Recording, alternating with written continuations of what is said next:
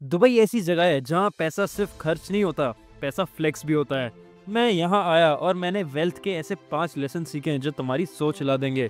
और सबसे बड़ी बात, ये लेसन ट्रेडिंग में भी उतने ही काम आते हैं जितने रियल वर्ल्ड में। इम्पॉसिबल लग रहा है? ध्यान से सुनो, बताता हूँ।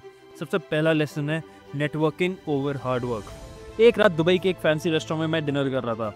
टेबल के साइड में 2 लोग बैठ के सिर्फ एक हैंड शेक कर रहे थे और बस डील क्लोज। मैं सोच रहा था भाई मेरी तरफ से तो अभी तक स्टार्टर भी ऑर्डर नहीं हुआ और इन्होंने $1 मिलियन डील बंद भी कर दी। यही है दुबई। यहाँ एक कॉफी मीटिंग तुम्हें उस लेवल पे ले जा सकती है जहाँ तुम 6 महीने लैपटॉप पे मरते रहोगे। क्रिप्टो में भी वही है। चार्ट्स देखना सिर्फ पैसा नहीं बनाता, right Telegram groups, Discord communities या वेल्स के वॉलेट ट्रैक करना, वही है असली नेटवर्किंग।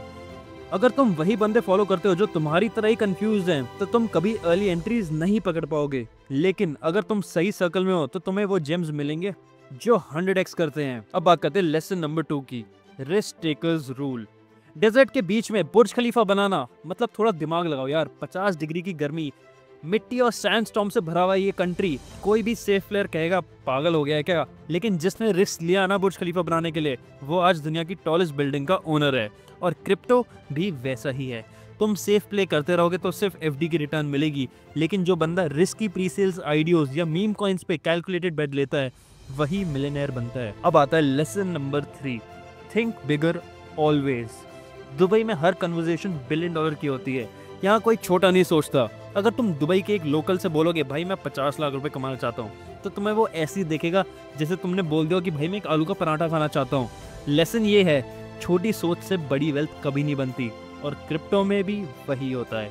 अगर तुम 1000 रुपए के प्रॉफिट पे खुश हो जाओगे ना, तो तुम कभी भी मिलियनेयर्स क्लब ज्वाइन नहीं कर पाओगे। तुम्हें अपना विजन बड़ा रखना पड़ेगा।